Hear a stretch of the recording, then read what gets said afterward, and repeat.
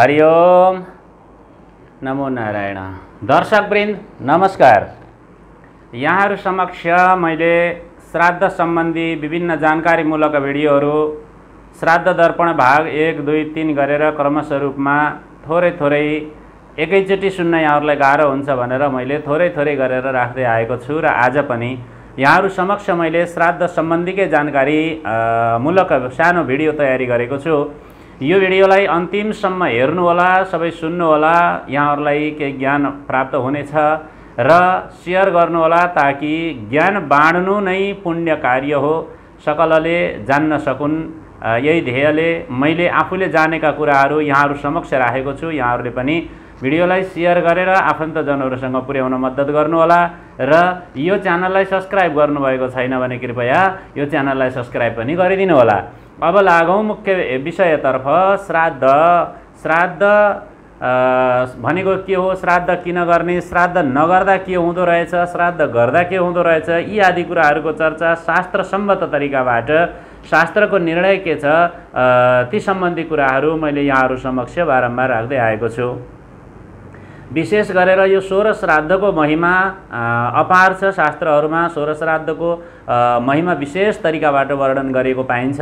16 श्राद्ध गर्नै पर्ने अपरिहार्य कुरा भनेर बताइएको छ।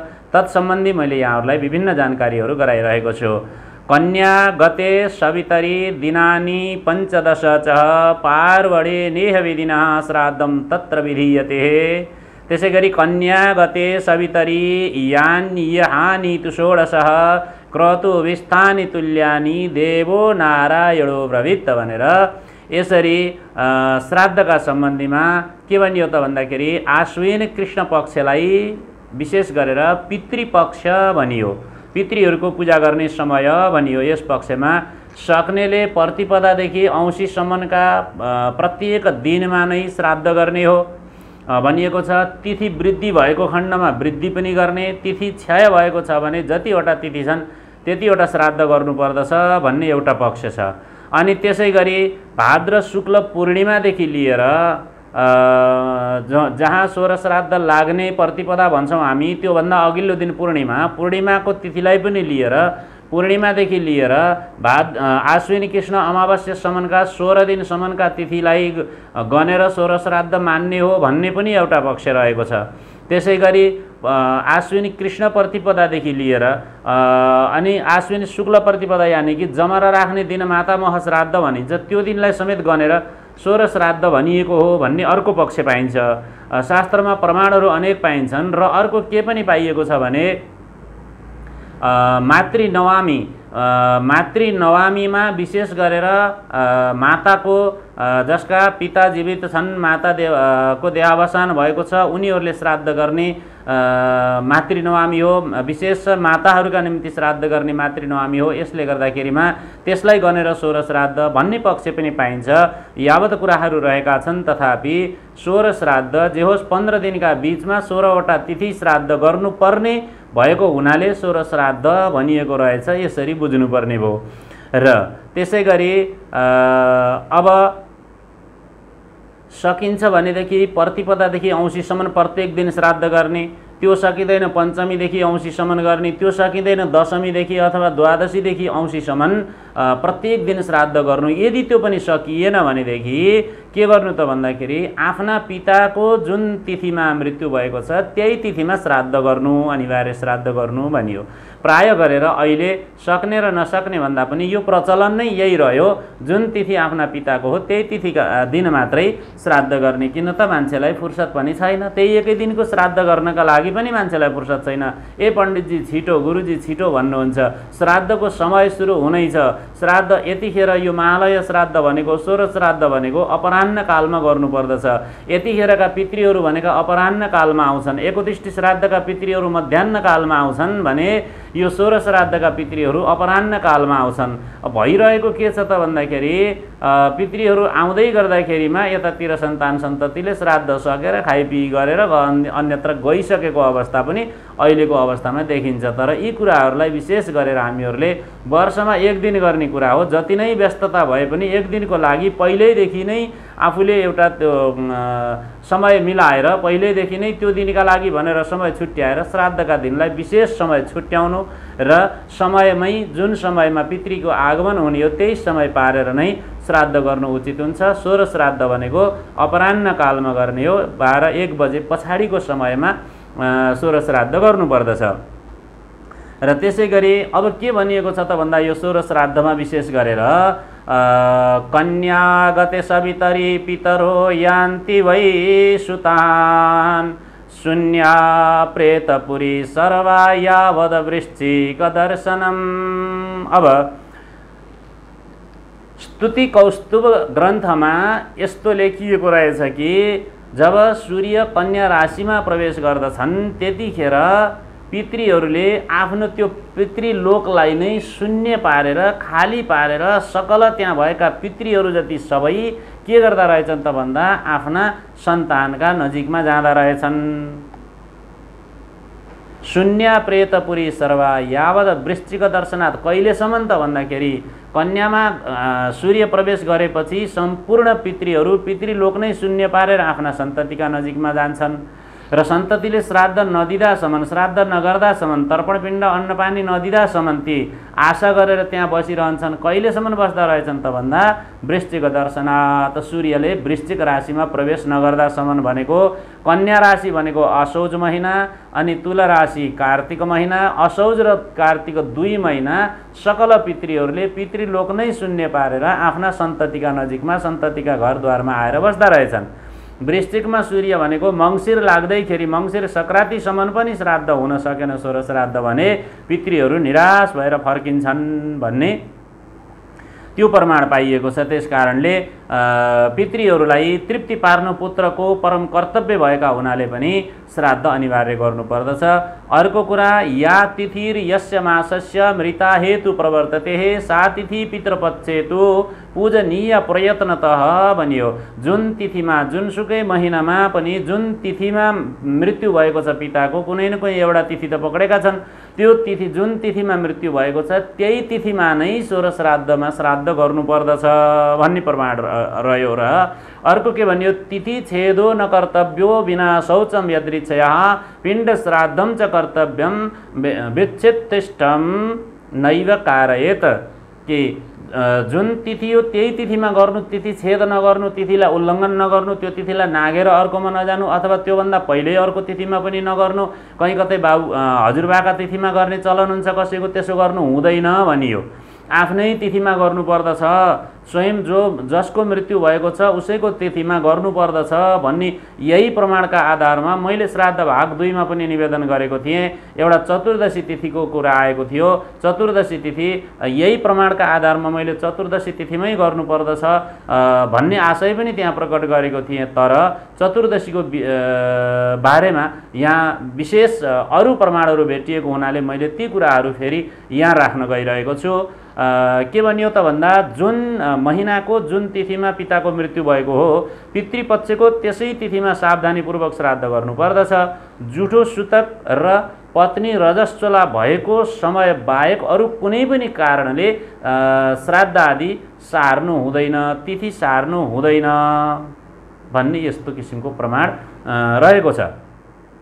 र पिताका तिथिमा श्राद्ध गर्दा तिथ्यादि निषेध बार्नु पर्दैन भनिएको छ। जस्तै तिथिको निषेध भन्नु खोजेको त्यही चतुर्दशी तिथिका आधारले गर्ने कुरा थियो, बार्नु पर्दैन भन्ने अवस्थाको पनि यहाँ आयो। तर कसैको मतमा तर कुनै प्रकारको चाहिँ यो किसिमको छ भनेदेखि अर्को अत्यन्तै बलवान प्रमाण फेरि अर्को के पाइयो त भन्दा यहाँ तिथिका आधारमा बार्नु पर्दैन, निषेध गर्नु पर्दैन भनेको छ तापनि यदि कसैको चतुर्दशी तिथि, पूर्णिमा तिथि र पितृपक्षमै मृत्यु भएको छ, जसको सोह्र श्राद्धकै बिचमा जसको मृत्यु भएको छ तिनीहरूका लागि उनीहरूको मृत तिथिमा श्राद्ध गर्नु महालयमा सोह्र श्राद्धमा श्राद्ध गर्नु हुँदैन भनियो।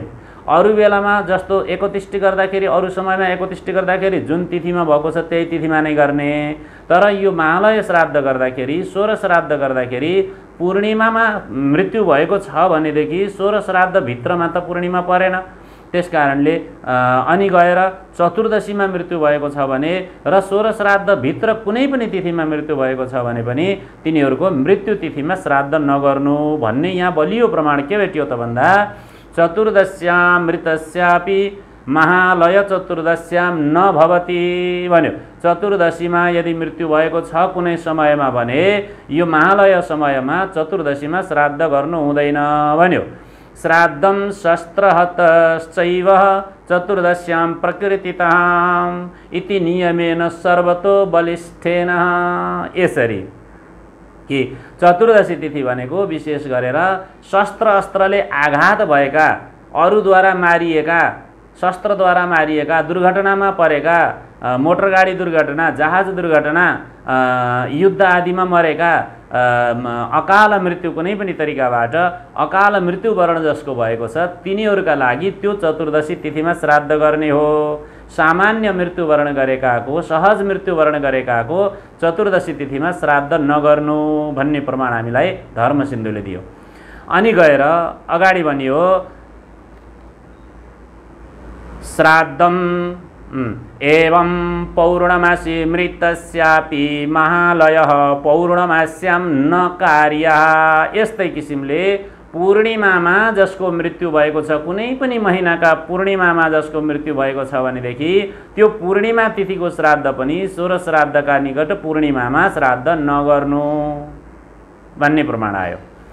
अनि गएर अपरपक्षत्वभावेन तस्यां महालय प्राप्ते तेन चतुर्दशी मृतस्य पौर्णमासी मृतस्य वः महालयो द्वादश्य अमावस्यादि तिथिषु कार्यः भन्यो। अब के भनियो त यहाँ भन्दाखेरि त्यो पूर्णिमा तिथि भनेको अपर पक्ष भएका हुनाले, यानि कि कृष्ण पक्षमा नपर्ने भएका हुनाले, कृष्ण पक्ष पितृपक्ष विशेष आश्विन महिनाको कृष्ण पक्षलाई पितृपक्ष भनेका हुनाले र त्यो कृष्ण पक्षभित्रमा पूर्णिमा तिथि नपर्ने भएका हुनाले यहाँनिर पूर्णिमा तिथिको श्राद्ध पूर्णिमा तिथिमा नगर्नु भन्ने प्रमाण भयो। र कहिले गर्ने त भन्ने सम्बन्धमा यहाँ प्रमाण दियो कि तेन, त्यसकारणले चतुर्दशी मृतस्य पौर्णमासी मृतस्य वा, चतुर्दशीमा मृत्यु भएका र पूर्णिमामा मृत्यु भएका, चतुर्दशीमा सहज मृत्यु भएका, कुनै शस्त्र अस्त्रद्वारा होइन, चतुर्दशीमा सहज मृत्यु भएका र अनि पूर्णिमामा मृत्यु भएकाको के गर्नु त भन्दाखेरिमा द्वादशी, अष्टमी, औँसी यी तिथिहरूमा त्यसै गरी श्राद्ध गर्नुपर्दछ भनेर द्वादशी, औँसी, अष्टमी अनि गएर भरणी नक्षत्र र व्यातिपात योग यिनी मध्ये हेर्नुहोस् है, भरणी नक्षत्र अनि गएर व्यातिपात योग अनि अष्टमी तिथि, द्वादशी तिथि, औँसी तिथि यी मध्ये पहिला जुन आउँछ त्यसमा श्राद्ध गर्नु भनियो। यसरी प्रमाण दियो। अब यसका लागि यो प्रमाणका आधारले गर्दाखेरिमा के रहेछ त भन्दाखेरि कुनै पनि तिथिमा यदि शस्त्र अस्त्रद्वारा मारिएको छ, अकाल मृत्यु भएको छ भनेदेखि त्यस्ता व्यक्तिहरूको 16 श्राद्ध गर्दाखेरि चतुर्दशी तिथिमा गर्नुपर्दो रहेछ। यदि चतुर्दशी तिथिमै पनि सहज मृत्यु भएको रहेछ भनेदेखि उहाँहरूको चाहिँ चतुर्दशीमा नगरेर अष्टमी, द्वादशी, औँसी अथवा भरणी नक्षत्र अथवा व्यातिपात योगमा श्राद्ध गर्नुपर्दो रहेछ भन्ने कुरा यसरी बुझियो। अब समाजमा यो त चतुर्दशीको पूर्णिमाको त अब समस्या समाधान भयो। यति भएपछि अब अर्को समस्या एउटा के छ भनेदेखि हामीलाई धेरै आउँछ भन्ने जे अब हाम्रो तिथि द्वादशी हो, हाम्रो तिथि एकादशी हो, त्रयोदशी हो, अनि गएर त्यहाँ मघा परेको रहेछ, श्राद्ध गर्नु भएन के गर्ने भन्ने धेरै आउँछन् है। मघा तिथि, एकादशी, द्वादशी, त्रियोदशी तीनवटा तिथिमध्ये कहिलेकाहीँ चतुर्दशी नत्रै तीनवटा तिथिमा मघा तिथि प्राय गरेर पर्छ। अब मघा तिथिको बारेमा के हो त भन्दाखेरि मघा अब धेरै मानिसहरूले मघा पर्यो भनेदेखि श्राद्ध नगरेको, त्यो तिथिमा श्राद्ध नगरेर आफ्ना हजुरबाका तिथिमा श्राद्ध गरेको, अरू अथवा औँसीमा श्राद्ध गरेको त्यस्तो पनि पाइएको छ। तर के छ भन्दाखेरि मघा तिथि परेर 16 श्राद्ध गर्न नहुने होइन। श्राद्ध 96 प्रकारका श्राद्धहरू हुन्छन्।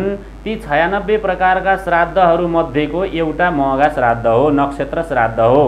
त्यो 96 प्रकारका श्राद्ध मध्येको नक्षत्र श्राद्ध गर्दै गर्दा, तिथि श्राद्ध गर्दै गर्दा यदि मघा नक्षत्रको मात्रै श्राद्ध गर्दाखेरि पिण्ड आदि कर्म नगरिकन श्राद्ध गर्नु भन्ने त्यो मघा नक्षत्रको श्राद्ध हो।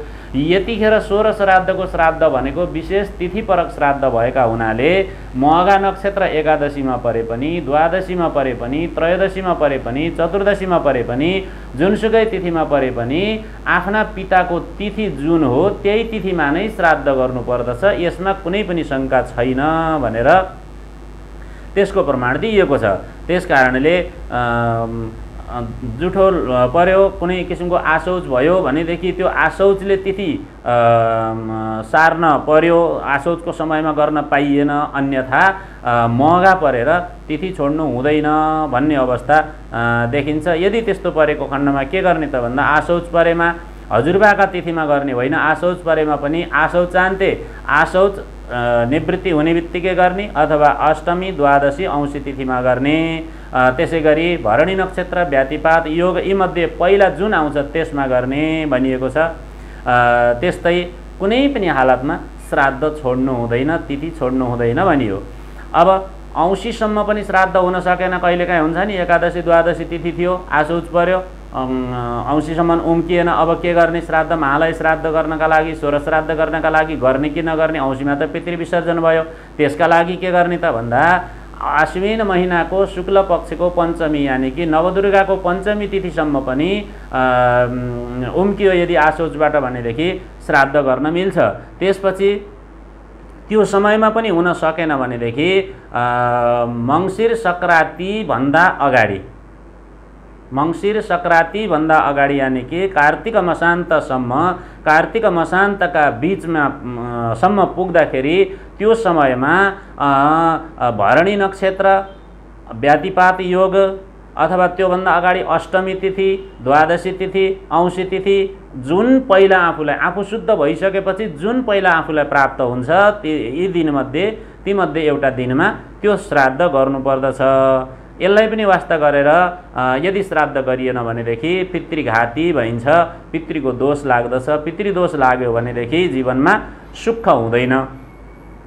अब यो विशेष गरेर के भनियो त भन्दा यावच्च कन्या तुलयो क्रमादस्ते दिवाकरः तावत् श्राद्धस्य कालः स्यात् शून्यं प्रेतपुरं तदा। अब त्यो समय जुन यो असौज र कार्तिकको समय मैले अघि निवेदन गरिसकेँ, असौज र कार्तिकको समयमा पितृहरूले आफ्नो त्यो पितृलोकलाई नै शून्य पारेर सकल पितृहरू आफ्ना सन्तानका नजिकमा आएका हुन्छन् र कहिले मलाई श्राद्ध गर्ला, कहिले तर्पण पिण्ड देला, अन्न पानी देला, पिण्ड पानी देला भनेर आशा गरेर बसिरहेका हुन्छन्। आश्विन र कार्तिक महिनाभरि भनेको श्राद्धका लागि गौणकाल हो। त्यो समयभित्रमा श्राद्ध 16 श्राद्धका श्राद्ध गर्न मिल्छ, महालय श्राद्ध गर्न मिल्छ।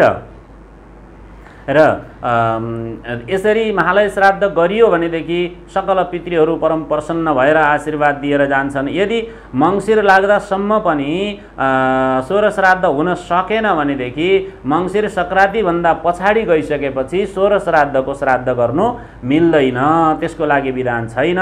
त्यसपछि के गर्छन् पितृहरू निराश भएर आफ्ना सन्तान सन्ततिहरूलाई धिक्कार धिक्कार भन्दै भोकले प्यासले पिल्सिएका पीडित भएका ती पितृहरूले निश्वास गर्दै आफ्ना सन्ततिहरूलाई श्राप दिएर त्यहाँबाट आफ्ना लोकमा जान्छन् भन्ने कुरा निर्णय सिन्धुले विशेष वर्णन गरेको छ। यावच्च कन्या तुलयो क्रमादस्ते दिवाकरः शून्यं प्रेतपुरं तावद् वृश्चिकं यावदागतः वृश्चिके समतिक्रान्ते पितरो दैवते सह निःश्वस्य प्रतिगच्छन्ति शापं दत्वा सुदारुणमः।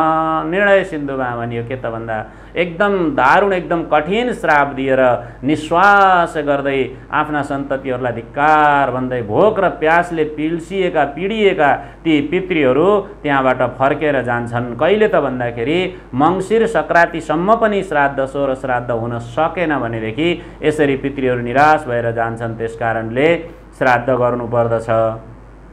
अत्यन्त श्रद्धाभावले श्राद्ध गर्नुपर्दछ भनियो। अब यो श्राद्ध नगर्दा के हुन्छ भन्ने कुराहरू त मैले यहाँहरूलाई श्राद्ध भाग 3मा श्राद्ध दर्पण भाग 3मा यहाँहरूलाई म बताइसकेको छु र यसमा पनि संक्षिप्त रूपमा बताइयो। र विशेष गरेर अब यी 16 श्राद्धका बीचमा पनि कसका लागि कस्ता अवस्थाका लागि कुन कुन तिथिमा श्राद्ध विशेष गरेर छुट्याइएका तिथिहरू पनि छन्। ती के त भन्दा 16 श्राद्धका बीचमा जस्तै पञ्चमी तिथि कसका लागि विशेष गर्ने त भन्दा पञ्चमी तिथिमै जसको मृत्यु भएको हो उसका लागि पनि पञ्चमी तिथिमा उसैको लागि पनि भयो। त्यसका अलावा पनि पञ्चमी तिथिमा कसको गर्नु त भन्दा अविवाहित अवस्थामा जसको मृत्यु भएको छ भनेदेखि तिनीहरूको श्राद्ध गर्नु पर्दाखेरि उनीहरूको विशेष मृत्यु तिथिमा भन्दा पनि पञ्चमी तिथिमा श्राद्ध गरिदिँदाखेरि तिनीहरू तृप्ति हुन्छन्। अविवाहित अवस्थामा जो मृत्यु भएको छ उनीहरूको श्राद्ध कहिले गर्ने पञ्चमी तिथिमा। त्यसकारण पञ्चमी तिथिलाई कुमार पञ्चमी पनि मानिन्छ। यसरी पञ्चमी तिथिमा गरिदिने। त्यसै गरी एकादशी तिथि, त्यसै गरी एकादशी र द्वादशी तिथि जो छ यी एकादशी र द्वादशी तिथिमा त्यस्ता व्यक्तिहरूको श्राद्ध गर्ने विधान छ जसले आफ्ना कुलमा सन्यास ग्रहण गरेका छन्, सन्यास लिएका छन्। यद्यपि सन्यास लिएकाहरूका लागि श्राद्ध गर्नु पर्दैन भन्ने अवस्था त त्यो सन्यास प्रक्रियामा रह्यो तापनि सन्यास लिनेले सन्यास लिए पनि उनका सन्तति छोरानातीले त्यो एउटा क्रम प्रक्रियालाई चाहिँ जारी राखिराख्नुपर्ने हुन्छ, नियम जारी राखिराख्नुपर्ने हुन्छ, श्राद्ध गर्नुपर्दछ उनीहरूको पनि। त त्यो श्राद्ध कसरी गर्ने त भन्दा एकादशी र द्वादशी तिथिमा सन्यास ग्रहण गरेका विशेष व्यक्तिहरूलाई श्राद्ध गरिन्छ। त्यसै गरी औँसी अब चतुर्दशी तिथिमा चाहिँ अकाल मृत्यु भएकाहरूका लागि श्राद्ध गर्ने।